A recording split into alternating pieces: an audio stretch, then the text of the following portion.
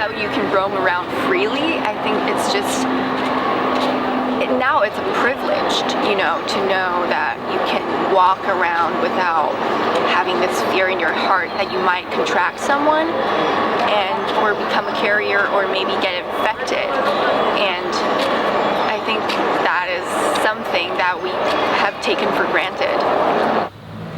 My name is Naomi and I'm 26 years old. I decided to come to Cardiff to study journalism because I really want to broaden my horizon.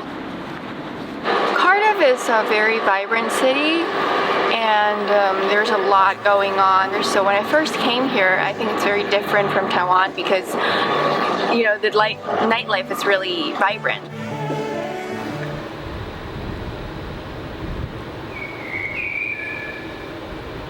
The first 2 weeks of social distancing was fine, so I stayed in a lot because that's what you're supposed to do during this social distancing period.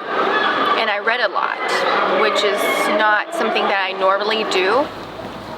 But after a while, when you can't really reach out to people and see your friends, I think it becomes kind of isolating and you feel very isolated, and sometimes it can lead to feeling a bit depressed.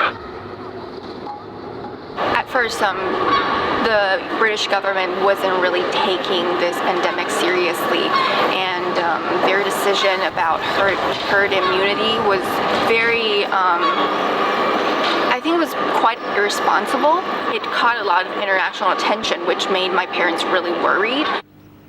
But the reason why I didn't want to go back and I was really conflicted was because A, I need to go on a plane, and B, although I might not contract the virus, I might become a carrier, then infect my parents. So that was the main reason why I ultimately decided to stay. I think Taiwan recently has been recognized by a lot of countries to be a very kind of model for how we approach and dealt with this pandemic.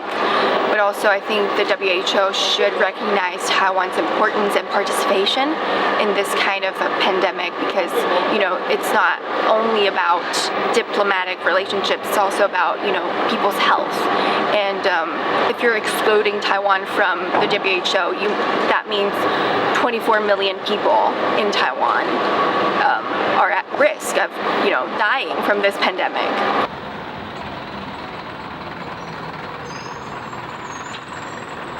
Yes, it's very weird to see Cardiff like this because usually Cardiff is a very vibrant city, and because people are really taking this social distancing seriously, there are fewer and fewer people on the streets, and it really feels like you're alone in this big city, and there's really no one here. Yeah, and I think for some people that may make them feel even more isolated than they already are.